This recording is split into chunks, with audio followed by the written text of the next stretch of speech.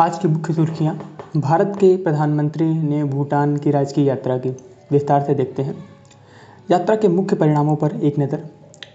यात्रा के दौरान भारत के प्रधानमंत्री को भूटान का सर्वोच्च नागरिक सम्मान order of the Druk Gyalpo प्रदान किया गया। यह सम्मान प्राप्त करने वाले वे पहले विदेशी राष्ट्रपति या प्रधानमंत्री हैं।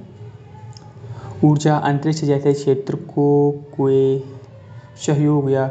क्षेत्रों में सहयोग बढ़ाने के लिए भारत अगले 5 वर्षों में भूटान को वित्तीय सहायता के रूप में 10,000 करोड़ रुपए प्रदान करेगा। तीसरा पॉइंट, दोनों देशों के बीच कनेक्टिविटी में सुधार के लिए कोकराझार, गेलेफू और बनारहाट समत्शे नामक 2 रेल लिंक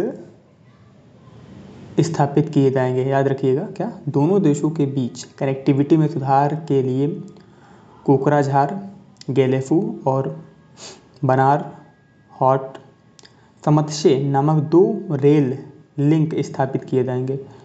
चौथा पॉइंट, दोनों पक्षों को उम्मीद है कि 2024 में 1020 मेगावाट की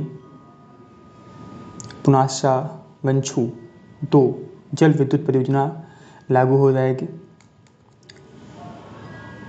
मुख्य बिंदु, भारत भूटान संबंधों में चुनौतियां। पहला पॉइंट, उत्पादित जल विद्युत के व्यापार में विवाद है। बिजली के शुल्क पर समुचित वार्ता नहीं हो पा रही है। दूसरा पॉइंट, भूटान पूर्वोत्तर भारत में सक्रिय उग्रवादियों विद्रोहियों के लिए आश्रय स्थल के रूप में काम कर रहा है। तीसरा बिंदु, भारत पहले भूटान को 60:40 मॉडल 60% अनुदान और 40% ऋण पर वित्तीय सहायता दे रहा था, लेकिन अब यह सहायता 30 और 70 मॉडल पर की जा रही है। इससे भूटान पर वित्तीय बोझ बढ़ रहा है। चौथा पॉइंट, भारत परियोजनाओं को समय पर पूरा नहीं कर पा रहा है। पुनासा गंछू 2 जल विद्युत परियोजना इसका एक उदाहरण है। भूटान में चीन की बढ़ती भूमिका का भारत पर असर। पहला बिंदु इसमें है, भूटान चीन के बीच डोकलाम सीमा समझौते पर वार्ता चल रही है। यह भारत के लिए चिंता की बात है, क्योंकि डोकलाम भारत के सिलीगुड़ी गलियारे के करीब है, जो पूर्वोत्तर को शेष भारत से जोड़ता है। कौन जोड़ता है पूर्वोत्तर को शेष भारत से? सिलीगुड़ी कॉरिडोर जोड़ता है। चीन के साथ भूटान के साथ भारत के आर्थिक और ऊर्जा व्यापार संबंधों के समक्ष खतरा पैदा कर सकते हैं। भूटान के चीन के साथ घनिष्ठ संबंध भूटान की भारत समर्थक पारंपरिक विदेश नीति को प्रभावित कर सकते हैं। दूसरी मुख्य खबर की बात करते हैं हम।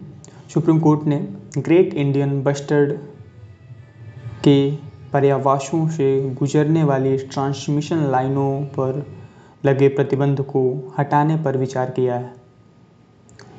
इसके बारे में देखते हैं। इसी के साथ कोर्ट ने अपने पहले के दिशा निर्देशों पर पुनर्विचार करने का भी फैसला किया है। सुप्रीम कोर्ट ने एक विशेषज्ञ समिति का गठन किया है। यह समिति बस्टर्ड के पर्यावसायों में जमीन से ऊपर और भूमिगत ट्रांसमिशन लाइनें लगाने की व्यवहार्यता और सीमा की जांच करेगी। अप्रैल 2021 में सुप्रीम कोर्ट ने राजस्थान और गुजरात राज्यों की बिजली कंपनियों को हाई टेंशन बिजली के तारों को भूमिगत करने का आदेश दिया था। इससे ग्रेट इंडियन बस्टर्ड बिजली के तारों में फंसने से बच जाते। समिति की अध्यक्षता भारतीय वन्यजीव संस्थान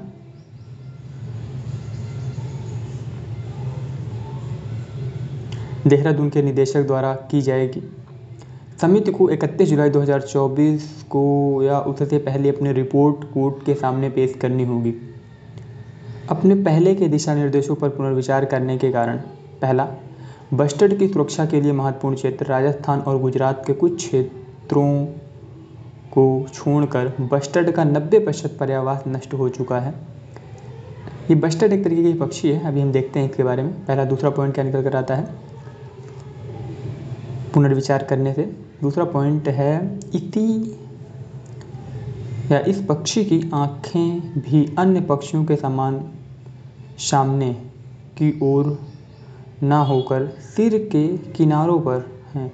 इस कारण यह दूर से सामने आने वाली ज़मीन से ऊपर लगे तारों को नहीं देख पाता है। वे अधिक भारी होते हैं, इसलिए नज़दीक आने पर बिजली के तारों से बचने के लिए अपना मार्ग जल्दी नहीं बदल पाते हैं। बस्टर्ड के पर्यावरण में आने वाला क्षेत्र सौर ऊर्जा क्षेत्र के विकास के लिए भी महत्वपूर्ण है। इसके अतिरिक्त बिजली लाइनों को भूमिगत करना काफ़ी मुश्किल कार्य है, क्योंकि पहला बिंदु क्या, भूमिगत करना कैसे मुश्किल है। पहला क्या निकल कर आता है, इससे भारी राजकोषीय बोझ 55,000 करोड़ रुपए उत्पन्न होगा लगभग, मतलब अन्य लागत आएगी अगर हम उसको भूमिगत करेंगे तो।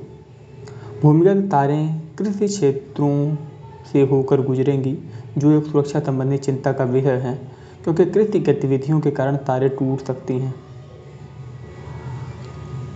अब मुख्य बिंदु पर देखते हैं ग्रेट इंडियन बस्टर्ड के बारे में। गोड़ावण भी हम बोलते हैं इसको। पर्यावरण शुष्क और अर्ध शुष्क घास के मैदान, कांटेदार पर्यावरण मतलब जहाँ पर ये रहते हैं।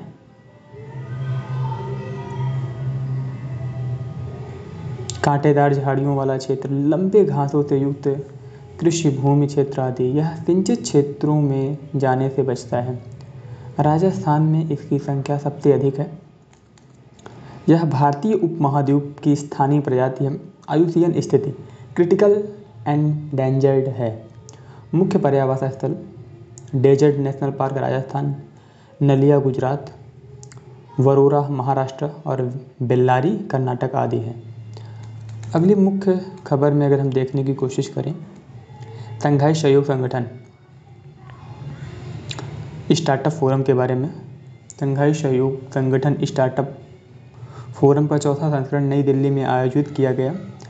यह पहल निम्नलिखित पर बल देती है। पहला, शंघाई सहयोग संगठन सदस्य देशों के बीच स्टार्टअप्स इंटरेक्शन। दूसरा, नवाचार के लिए अनुकूल परिवेश को बढ़ावा देना। तीसरा, रोजगार के अवसरों को बढ़ावा देना। चौथा, युवा प्रतिभाओं को नवोन्मेषी समाधान विकसित करने के लिए प्रेरित करना। सितंबर 2022 में समरकंद, उज़्बेकिस्तान में आयोजित एससीओ या हम कहें शंघाई सहयोग संगठन राष्ट्राध्यक्षों के शिखर सम्मेलन में special working group for startups and innovation का गठन किया गया था। इस मंच का गठन शंघाई सहयोग संगठन स्टार्टअप फोरम के विकास की दिशा में महत्वपूर्ण कदम था। स्पेशल वर्किंग ग्रुप की अध्यक्षता स्थायी रूप से भारत द्वारा की जाती है। इसका गठन शंघाई सहयोग संगठन सदस्य देशों के बीच सहयोग को बढ़ावा देने और क्षेत्रीय आर्थिक विकास में तेजी लाने के लिए किया गया था। आगे हम देखते हैं एक नई खबर, मिट्टी खोदने या निकालने के लिए पर्यावरणीय मंजूरी। सुप्रीम कोर्ट ने सड़कों के निर्माण और पाइपलाइनों को बिछाने जैसी रैखिक लीनियर परियोजनाओं के लिए सामान्य मिट्टी खोदने हेतु पर्यावरणीय मंजूरी लेने से छूट देने वाली अधिसूचना को रद्द कर दिया। छूट देने वाली यह अधिसूचना पर्यावरण, वन और जलवायु परिवर्तन मंत्रालय ने 2020 में जारी की थी। सुप्रीम कोर्ट के हालिया निर्णय के बारे में क्या निकल कर आता है निर्णय। पहला पॉइंट, कोर्ट ने पर्यावरणीय मंजूरी से छूट को पूरी तरह से अनिर्देशित करार दिया। दूसरा बिंदु, न्यायालय ने कहा कि बेरोक टोक तरीके से मिट्टी निकालना पूरी तरह से मनमानी कार्यवाही है और यह संविधान के अनुच्छेद 14 का उल्लंघन है। तीसरा पॉइंट, कोर्ट ने यह भी कहा कि यह अधिसूचना पर्यावरण संरक्षण नियमों के अनुरूप नहीं है। चौथा पॉइंट, सुप्रीम कोर्ट ने कहा कि रैखिक परियोजनाओं को परिभाषित नहीं किया गया है, इस प्रकार यह अस्पष्ट है और संसाधनों के दोहन को बढ़ावा दे सकती है। पांचवा पॉइंट, अब ऐसी किसी भी परियोजना को शुरू करने से पहले संबंधित विनियामक रेगुलेटिंग अथॉरिटी से पर्यावरणीय मंजूरी लेनी पड़ेगी। नई खबर, डाक मतपत्र के बारे में हम बात करेंगे, पोस्टल वॉलेट के बारे में। भारत के निर्वाचन आयोग ने आवश्यक सेवा कर्मियों के लिए डाक मतपत्र अधिसूचित किए हैं। डाक मतपत्र डाक के माध्यम से मत डालने का एक तरीका है। यह सुविधा उन लोगों को प्रदान की जाती है जो शारीरिक रूप से उपस्थित होने में असमर्थ होने के कारण अपना मत नहीं दे पाते हैं। डाक मतपत्र के लिए पात्र मतदाता निम्नलिखित हैं। आवश्यक सेवाओं में नियोजित मतदाता, सशस्त्र बलों के सदस्य हो गए, राज्य के सशस्त्र पुलिस बल के सदस्य, सरकारी कर्मचारी आदि। अनुपस्थित एब्सेंटी मतदाता, वरिष्ठ नागरिक, दिव्यांगजन, चुनाव के दौरान ड्यूटी पर लगाए गए मतदाता या प्रिवेंटिव डिटेंशन के तहत मतदाता। उल्लेखनीय है कि डाक मतपत्र के लिए उपयोग किया जाने वाला मतपत्र ईवीएम हेतु उपयोग किए जाने वाले मतपत्र से अलग होगा। अगली सुर्खी है अर्थ पावर के बारे में। हेडिंग है अर्थ पावर। अर्थ पावर का आयोजन 23 मार्च को रात 8:30 बजे से लेकर 9:30 बजे इंटरनेशनल स्टैंडर्ड टाइम तक किया जाएगा। अर्थ आवर के बारे में।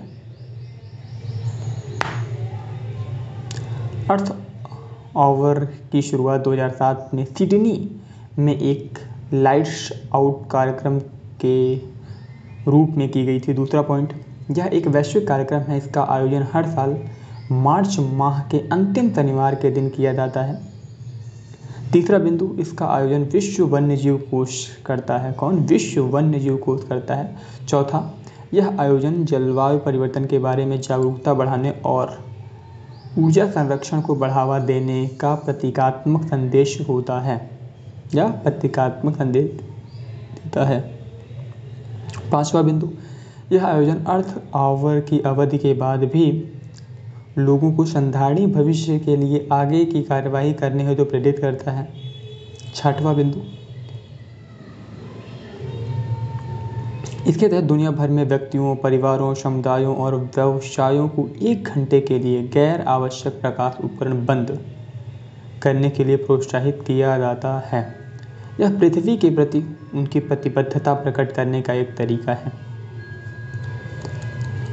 अन्य मुख्य खबर है ब्लैक पैंथर के बारे में। Black panther main heading.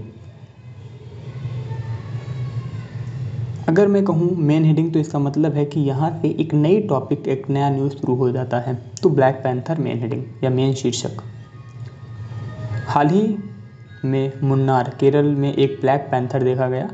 Black panther के बारे में पहला बिंदु, ब्लैक पैंथर वास्तव में कोई अलग प्रजाति नहीं है, बल्कि यह जीनस पैंथेरा, शेर, बाघ, तेंदुआ, जगुआर और हिम तेंदुआ के मेलेनिस्टिक लक्षण वाला सदस्य है। दूसरा बिंदु, इसके मेलेनिन की वजह इसका आनुवंशिक उत्परिवर्तन, जेनेटिक म्यूटेशन है। तीसरा बिंदु क्या निकल कर आता है? वैसे व्यवहारिक तौर पर ब्लैक पैंथर संबोधन का प्रयोग केवल तेंदुए और जगुआर के लिए किया जाता है। ऐसा इसलिए क्योंकि पूरी तरह से काला शरीर जीनस पैंथेरा की किसी अन्य प्रजाति में नहीं देखा गया है। IUCN red list Panthera pardus vulnerable और पैंथेरा ओका नॉट थ्रेटन्ड है। आगे मुख्य शीर्षक है शिव और शक्ति, मिल्की वे आकाशगंगा का निर्माण खंड। मुख्य शीर्षक है शिव और शक्ति, मिल्की वे आकाशगंगा के निर्माण खंड। यूरोपीय अंतरिक्ष एजेंसी के एस्ट्रोमेटी सैटेलाइट गया ने मिल्की वे के सबसे पुराने निर्माण खंडों की खोज की है। उन्हें शिव और शक्ति नाम दिया गया है। ऐसा अनुमान है कि शिव और शक्ति 2 आकाशगंगाओं के अवशेष हैं। 12 से 13 बिलियन वर्ष पहले इन दोनों के आपस में विलय होने से संभवतः मिल्की वे का निर्माण हुआ था। शक्ति स्टार्स मिल्की वे के केंद्र से थोड़ा दूर और शिव स्टार्स की तुलना में अधिक गोलाकार कक्षाओं में परिक्रमा करता है। इनका अध्ययन करके वैज्ञानिक मिल्की वे के निर्माण की प्रक्रिया के बारे में जानकारी प्राप्त कर सकते हैं। मुख्य शीर्षक है बीमा सुगम। भारतीय बीमा विनियामक और विकास अथॉरिटी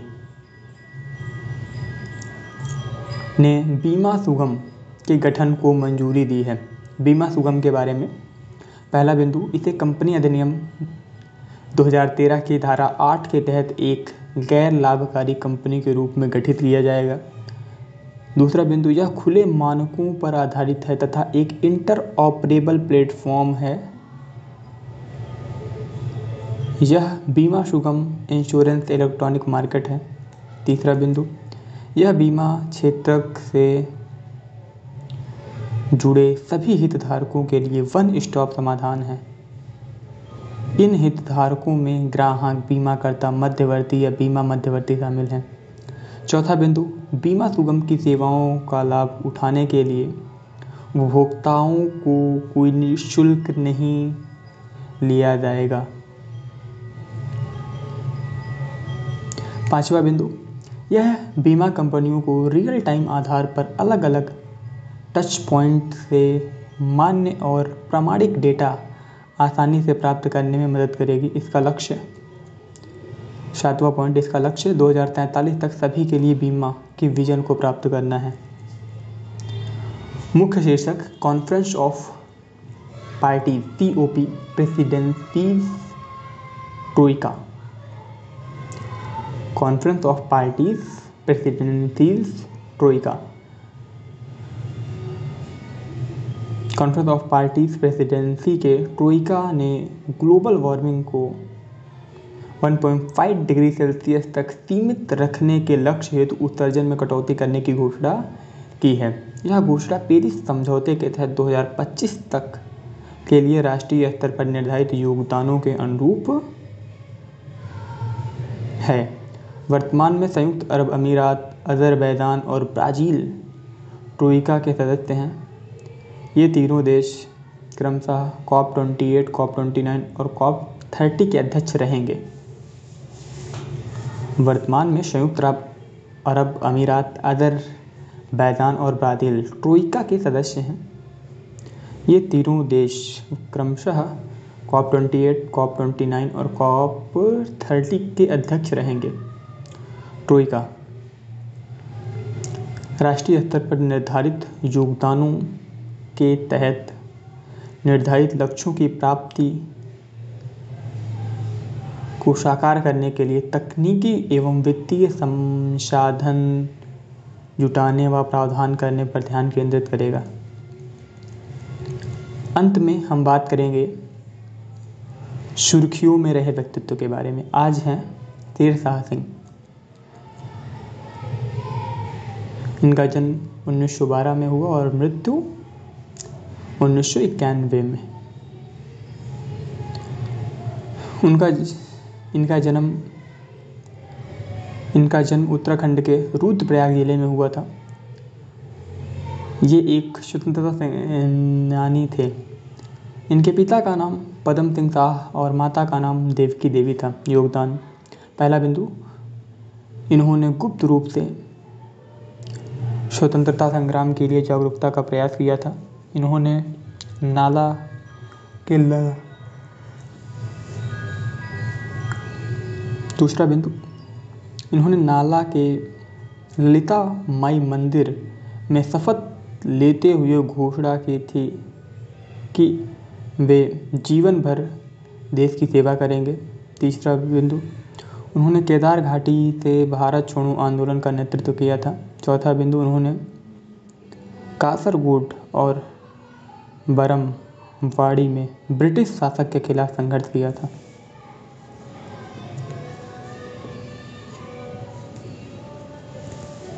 भारत ने उन्हें 1972 में ताम्रपत्र से सम्मानित किया था। इनसे क्या सीख सकते हैं? तो इनसे हम साहस सीख सकते हैं, देशभक्ति सीख सकते हैं, दृढ़ता सीख सकते हैं इत्यादि। धन्यवाद साथियों। आज का न्यूज़ बुलेटिन यहीं पर समाप्त करते हुए